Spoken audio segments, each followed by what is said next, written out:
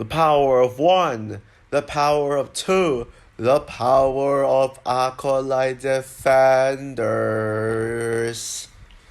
Hey guys, this is Frozen Wish Studios here, and welcome back to another TV show review. And today, I'm going to be doing a review on The Acolyte.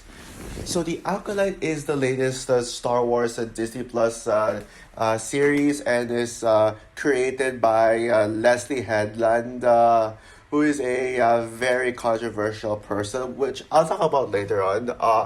And it stars Amandla Stenberg, Lee Jung Jae, Charlie Bennett, Daphne Keane, Rebecca Henderson, Jodie Turner Smith, Carrie Ann Moss, Manny Jacinto, Dean Charles Chapman, Juna So Tamo, etc. And so the film tells a story. It tells a story taking place 100 of years before Star Wars Episode One: The Phantom Menace. So when basically there were a series of crimes going around the galaxy. And yeah, this is like during the universe's High Republic era. Yeah. So yeah, a lot of your Jedi Masters are murdered, and so this a Jedi Master played by Lee Jung Jae named Sol and his group of other Jedi's, consisting of Osha, Yord, and Jackie. Not sure if I missed anyone. They go on this quest to investigate the murders of the Jedi, including including Indara, played by Carrie Ann Moss. And so this investigation leads into a series of twists and turns where it turns out that at first they find out that the person behind the crimes is Osha's twin sister May. And yeah, they both had this very dark and tragic fall when they were kids, when May accidentally burned down her home, killing off her mother, mother Anisea. And yeah, and then it turns out, there's more actually clues to it, because May is actually the least of their problems.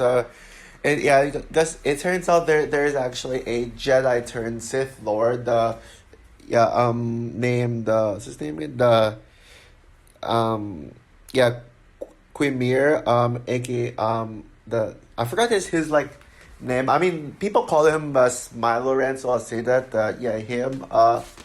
And then it all leads to like a series of plot twists on what exactly happened in the day of May and Osha's fall.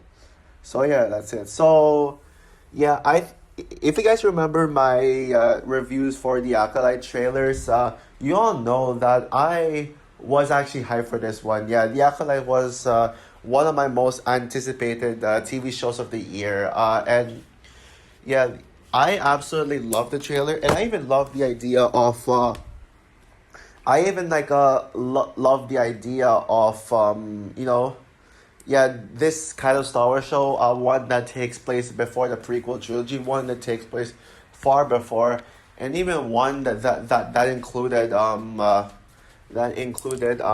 do I say this,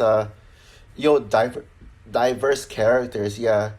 And I know that I said that this what could be my favorite Star Wars show, and you all know that I've been liking all the other Star Wars shows. Now, yes, I did have a change of point of views. My opinions on other Star Wars shows have changed. Yeah. Like I don't think Mandalorian season 3 is just okay, but kind of forgettable. Yeah, I overpraised and overhyped Mandalorian season 3 in my review. I went as far as calling it the best season, but yeah, Mandalorian season 3. Yeah, that show it's fine. It's a fine season, but ultimately kind of boring, like kind of draggy. Like it's good when it gets good. I mean, I will say that probably my favorite part of Mandalorian season 3 was when they brought back Snoke's guards. You know those red guards from the last year. Yeah, I'm glad that they brought those guys back in the universe. But it's kind of confusing. Yeah, it is forgettable and confusing. And don't get me started on that Jack Black and Lizzo cameo. Oh dear lord. It's possible though, I will say that, but yeah, Mandalorian season 2 would now be my favorite season of the show easily. And then you also got Ashoka, which I still love to this day. Ashoka is epic and highly underrated. And then you also got the highly beloved Clone Wars and Rebels, those live action shows. Book of Boba Fett sucks though. I hate Book of Boba Fett. I think that show's a piece of crap. But yeah, and I still love Andor to this day. But Obi-Wan Kenobi would now be my favorite Star Wars show on reflection. It was my favorite Star Wars show when I first saw it, and then Ashoka dethroned it. But now on reflection, I would say that Ashoka has I would say Obi-Wan Kenobi I has dethroned Ashoka as the best Star Wars show for me. So yeah, and with the Acolyte, yeah, even though I was excited for it and I really wanted to defend this, yeah, the other reviews, oh boy, they are nasty as shit. Yeah, in fact, because of this show, the Star Wars fandom has become even more toxic and evil than ever. They literally just wanted they acted like they wanted to kill Leslie Headland and Kathy Kennedy for this. Like they acted like they wanted to murder anybody who was involved in the show. That's how toxic the hate for the show is. It sucks. And you want to know the reason why people hate on this show even before it was announced?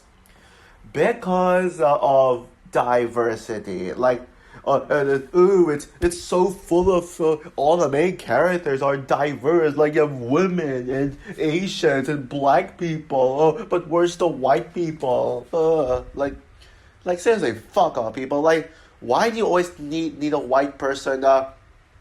Why do you always need like these boring vanilla white men to be everything, to be like the lead to everything? Okay, well, don't disrespect the white man. I mean, but I'm honestly starting to think that white men are overrated. The white male characters, because I mean, while I do respect them, I do think white male characters can be great. It's just that people act like that's all they ever care about, and they don't like diversity and representation and all that stuff. Yes, like we need the diversity. We need to be diverse. You don't always need everything to be about white male. The world does not revolve around white male. You need to be inclusive with other races as well. Heck, there's even a Filipino in this show with Manny Jacinto, who is I'm a Filipino myself, so I'm glad that they included a Filipino. Yeah. So yeah. And yeah, people say that this is the worst. Not only the worst Star Wars show, but the worst thing to ever come out of Star Wars. Some people even go as far as saying it's worse than the holiday special. Now that is extreme. My God.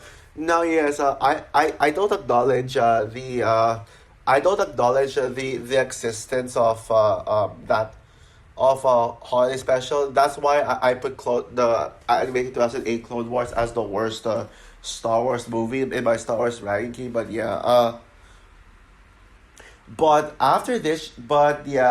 as for my thoughts of this show, okay, well, before I get into my thoughts of the show, yes, I will say it is going to be an extremely positive review. Probably the most positive review you'll ever find on this chat on the internet. This is going to be the most positive Acolyte review on this channel. So on the internet, maybe period. So I am ready to face controversies, and I am ready to face controversy and backlash and dislike bars. But if you dare bash my opinion in the comments, if you even think about it, I will freaking delete your comment and report you. That's right. So I am warning you. Don't even dare try to be like, oh, Frozen One, you're such a shell. Why do you like this crime against humanity show? Ugh. Yeah. But I like the Acolyte. I don't care what anyone says. Fuck the haters. The Acolyte is good yet. And honestly, guys, I think I have the right. I have the right to go against the haters of the Acolyte because they are toxic, man. Like, if you like Acolyte, if you don't like it and you give out good reasons, that's good. Like Sean Chandler, for example. Now, I actually respect Sean Chandler's opinions for not liking the Acolyte. Why? Because he actually gave a good point. He gave good points on why he doesn't like the show. But then you got people like, oh, Geeks and Gamers, RK Outpost, who else? Star Wars Theory, John 3PO, Nerdrotic, the Critical Drinker, they all be like, woke. Oh yeah, Tyron Magnus too. He's like, oh, it's so woke, it's so diverse, oh, yeah. And by the way, another reason why people hate on this show a lot is because the creator of the show, Leslie Hanlon, is Harvey Weinstein's personal assistant. Yeah, Harvey Weinstein, one of the absolute worst people in the planet, like living today. Yeah, he's literally Hitler. Yeah, Harvey Weinstein is on the same level as on the same level as Hitler, and all that stuff. But why attack someone who worked for Harvey Weinstein? I'm sure Leslie Hanlon also was a victim of Harvey Weinstein's shit because she's a woman. Of course, like I know any woman, I know any woman associated with Harvey Weinstein would certainly be a victim. So why treat the Leslie Headland like she's as bad as Harvey Weinstein? That is evil. Like just because she worked for Harvey Weinstein does not mean she's as bad. Because like what I said, she was a victim of Harvey Weinstein, but. And it's like attacking all those celebrities who are associated with Harvey Weinstein, despite they turn their backs on Harvey Weinstein, knowing that Harvey Weinstein that shit on them, like abused them, all that stuff. I'm sure Leslie Hanlon was abused by Harvey Weinstein too. But yeah, I think Leslie Hanlon is one of the most unique filmmakers, or at least TV showrunners. This show is very personal to Leslie Hanlon. Like, you can clearly see how personal this is to Leslie Headland. And yeah, it is true that Leslie Hanlon wanted to make this a show about her. She wanted to incorporate her vision into this show, which is exactly why this show got all all the backlash and all the hate for it. But I like it. I mean, I like what they did with it. And yeah, Leslie Hanlon is really talented, and she deserves far more respect. She definitely deserves respect. And okay, well, and also I will say though, even though I like the show a lot and I defend it, I will say this though, it's not the masterpiece that I expected it to be. Yeah, it's not a perfect show. It's not one of my favorite Star Wars shows. Yeah, that would still go to Obi-Wan Kenobi. But either way, yeah, I think I would say The Acolyte is by far the most underrated Star Wars show, and maybe the most underrated show of the year. But like, it's either this one or Echo. Actually, I would still say Echo is Echo is still the most underrated show of the year, but this is second. Yeah, seriously. And by the way, if you think this is the worst show of the year, well, think twice. Yeah, there are far worse shows out there, like far weaker shows out there, like Velma season 2. Even though I don't think it's as bad as others say it is, and even though I don't hate it as much as others do, but it's whatever. And also what's that show? Knuckles, which Knuckles is not good. I don't like Knuckles. Sorry, Knuckles fans. And by the way, I don't even want to review Knuckles because I honestly don't care. But yeah, I do have flaws which I will get to later. But Now let's get into this one first. So okay, I'm gonna get straight into what I think is the best aspect of the film. Oh, sorry, the show. My bad. And that is the action scenes. Holy crap, the action scenes are mind blowing. Like wow, like incredible action. Like this is some of the best Star Wars show of all time. So some of the best Star Wars action scenes I've ever seen. Like, or at least the best one since Anakin versus Obi-Wan in Revenge of the Sith. Because Anakin versus Obi-Wan will always be the best lightsaber duel in all Star Wars, but this is all the same level. And remember the interview when Daphne Keane said that there would be an action scene in this film in this show. Sorry, what the fuck do I keep saying film?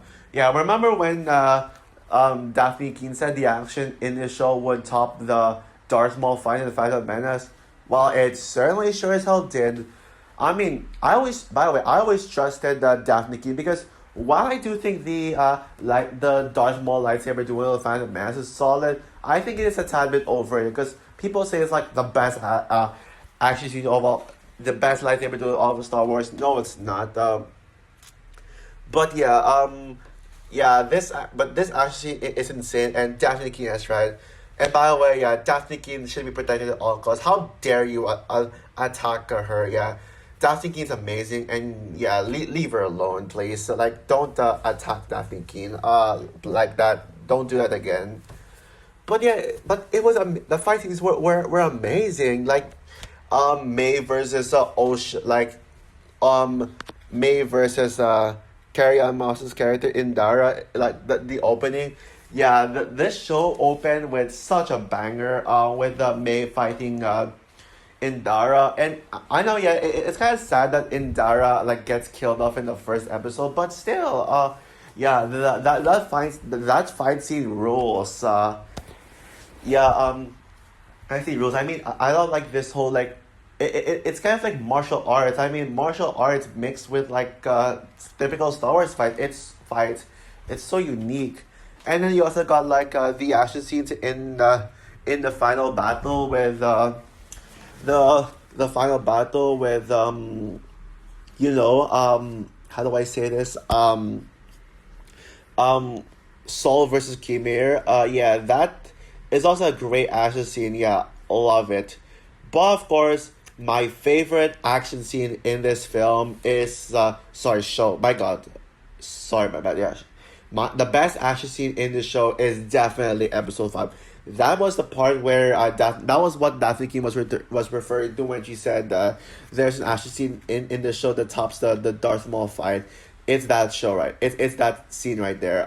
Kimir versus Soul, Jackie and Yord, and also Osha. Yeah, very dark and very intense. It really, yeah, it's so intense. It really got me on the edge of my seat, and especially when Jackie would like fight and especially when Jackie got to fight got to like face off both May and Kimir. Like when we got to see Jackie fighting in this season, I was in that episode, I was literally cheering. I was like, yes, go Jackie. Yeah, I was rooting the fuck out of her. Like it was amazing. It was amazing. Yeah, it was so good. I know I'm kind of obsessed with Daphne Keane. Now you might think that I have a crush on Daphne Keane. I don't know about that. But maybe kinda I do. But yeah, I'm not sure if I would say I have a crush on her. I don't have a yeah, I'm not sure if I do though. I don't. But the reason why I'm obsessed with Daphne Keane is because of how good Laura is, how much of a badass she is. I just love Laura so much because Laura is the best X-Men character. Like period. Yeah, but and also I love her in his Dark Materials. In fact, his Dark Materials is the better Daphne Keane TV show than this one. Why can't Daphne Keane be more projects? Yeah, she better be in Deadpool Wolverine because I think I said this in Logan. if there's any cameo who I want to see in Deadpool Wolverine, it's X-23. She's the only one I would want to see. Although I wouldn't really care about who else would show up in Deadpool Wolverine. But yeah, anyways, about this. And you can guess already, yes, Jackie Lynn is my favorite. Is my favorite character in the show. And by the way, the characters here are amazing. Like there's actually not a single character in the show I dislike. I like all the characters in the show. You know, you got Soul, yeah, the guy from the main character from Squid Game. Yeah, I'm glad to see Squid Game guy in this one. And you also got another great character with Yord. And you also got Indara. Even though she died in the opening scene, I didn't think she was wasted at all, because at least she still had a moment to shine. And you also got probably you also got probably my favorite male character of the show, and one of my top three favorite characters of the show, Kimir. Yeah, the Sith Lord, the one who turned May to the dark side. Yeah, Manny Jacinto is amazing, and I'm actually glad that people actually like him. Like people actually think he's a good character, and and especially since Manny Jacinto is Filipino like me, just like what I said earlier. I'm actually glad that he's a well received character. And then you got the main characters, May and Osha. Yeah, the twins. Yeah. Yeah, I'd say May and Osha, they're both my second favorite characters in the show, second only to Jackie Lon. And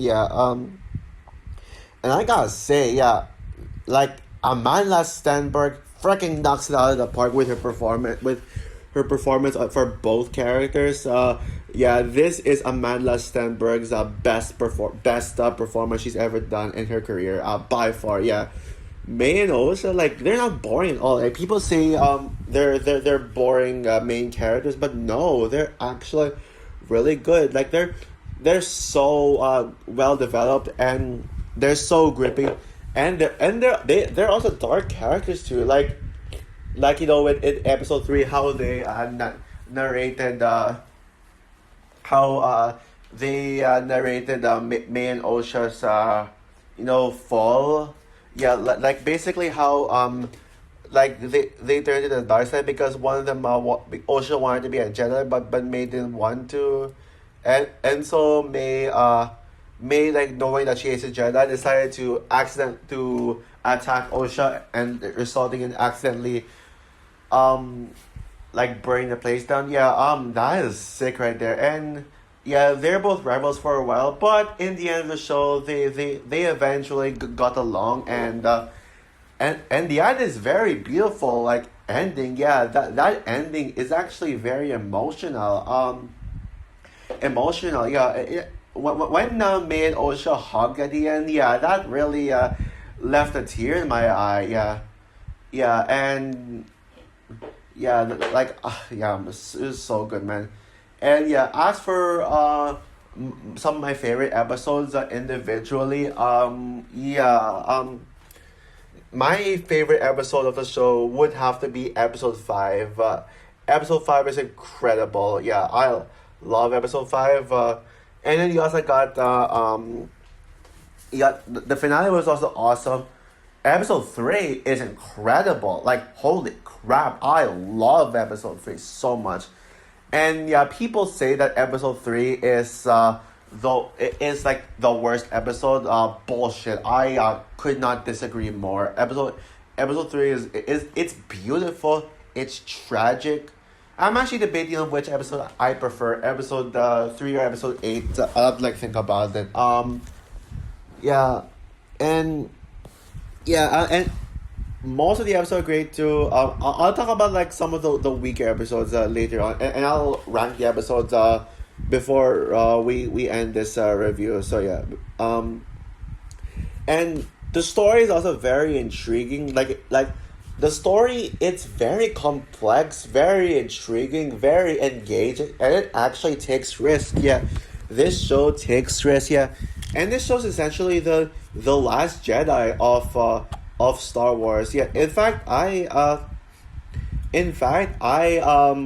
think that this show is actually the last Jedi of TV shows. And just like with the Last Jedi, this show critiques the Jedi. Like, you know how the Last Jedi would critique the Jedi, like they show the flaws of the Jedi and acknowledge that the Jedi are not perfect. Yeah, that's what this show does. But instead, it expands it. Yeah, this show critiques the Jedi. It shows that the Jedi are not perfect. Yeah, and people say that this show depicts the Jedi as antagonists. Yeah, because of how they kidnapped Osha into training, like they kidnapped her and forced her to become a Jedi. Did you actually pay attention to? Did you bigots actually pay attention to this show? To that part. They did not kidnap Osha. They said that they knew that me and Osha were strong in the Force, but they allowed them to make decisions for themselves if they wanted to be a Jedi or not. May was against the Jedi because May was the one who saw the Jedi as evil, but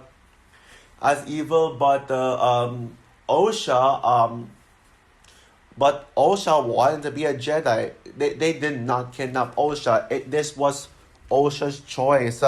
It was her own decision to be a Jedi, and so she did. She went under the Jedi's wings. And yeah, that's why she's a Jedi now, because it was her decision, not she wasn't forced. Like, why can't you get that right? Yeah, seriously. Oh, and by the way, yeah, that song, "The Power of One," "The Power of Two," "The Power of Many." Yeah, I love that song. That is such an awesome song right there. I don't care what anyone says, it's not cringe. Um, and yeah, and yes, it is true in the end that Soul did kill May and Osha's mother, but at least he actually had a good reason to. He had no choice but to do it, because yeah, he had no choice. Like, he's not a bad guy. He's just a flawed character who makes mistakes, and that's why I love. It's true that the Jedi are not perfect. Okay, well, now we get into some minor flaws I had with the film. I had with the show. Sorry, my bad. I said film. Not all the episodes are good. I will say that episode 4 was meh. Like, I said that I told someone that episode 4 is the best one, but I don't know. I don't know. Yeah, I think episode 4 was meh because it was basically just these characters like walking in the forest, like until they discover like the Jedi at the very end, the Sith. I mean, episode 4 was meh. It was alright, but not that good. Episode 7 was terrible. Yeah, I would say it though. I did not like episode 7 at all. I thought episode 7 was really bad. Like, it like, what the hell was that? Like, episode 7 was so lazily done. I mean, sure, yes, they did like, it was told through the point of view of a new Jedi played by Dean Charles Chapman, who by the way, you may know him from both Game of Thrones and 1917. Yeah, he it was told through his perspective, but I didn't get episode 7. Like, it made no sense. And why would they just lazily reuse clips from episodes 3 and 4? Yeah, they just like reuse the same clips. Like, they reused the same like scenes from episode 3, like that tragic storyline, and they also reused like scenes from episode 4 as well. Like, I was like, why? Like, episode 7 was like basically just trying to plagiarize, and like it wasn't trying to be its own thing. So yeah, as much as I want to defend the show, I can't defend episode 7. And I will say Jackie's death was a little conflicted. Like, was a little conflicting to me. At least Jackie had her time to shine, but I can't really decide if I would consider it a flaw or not. But maybe for now, I'll say killing of Jackie would be a nitpick. So yeah. So overall, yeah, The Acolyte is an underrated show, a show that is heavily misunderstood, and yeah, yeah. I mean, it's not really a show. I didn't really overhype the show because I said that that this is not the best Star Wars show. But yeah, it is one that's very unique, very personal to Leslie Headland. It's maybe probably the most well made, I gotta say, just with some issues I had. Yeah, so if I were to rank the episodes of The Acolyte, I would say number one, episode five, easily the best one. Numbers two and three, I'm debating between episodes three and eight. I am debating on that. Number three's episode. Wait, number three is not wait. Number two and three. Number four is the first episode. Episode one. Number five would be episode two. I think yeah. Number six is episode. Well, wait. I'm lost, but episode six. Oh yeah, no, number six is episode six. Actually, oh yeah, scratch it. Number five is episode. Number five would be episode six. Number six would be episode two. Number seven would be episode four, and episode seven is the worst one. So with that said, I'm going to give The Acolyte a 4.5 stars out of five. Probably more closer to a 4 out of 5 than a 5 out of 5. It's a low 4.5 out of 5. But yeah, that's what I ended up. Maybe I would have objectively speaking, I would give it like a 4.5. 4 stars out of 5, but just because of the fact that I feel so bad for the show and the people who worked in it, I'm giving this film an extra point. So 4.5 out of 5 is my final rating. So yeah, so that's all for my review of The Acolyte. Yeah, what are your thoughts on the show? Who agrees with me that The Acolyte is underrated and does not deserve its extreme hate? Or are you one of those people who hates the show as much as the general public does? Comment down below, like, subscribe, hit the notification bell, and stay tuned for my review of my most anticipated show of the year, Cobra Kai season 6. Hell yes. Although yes, I will only review part 1 since it's only part 1. Yeah, I will still eventually review it, even though even though it won't be over. But yeah, since there's a I don't want to wait until 2025 to review the whole season. So I will review part 1, and in November I'll review part 2, and then I'll review the finale in 2025 and my overall consensus on the show. So yeah, bye guys.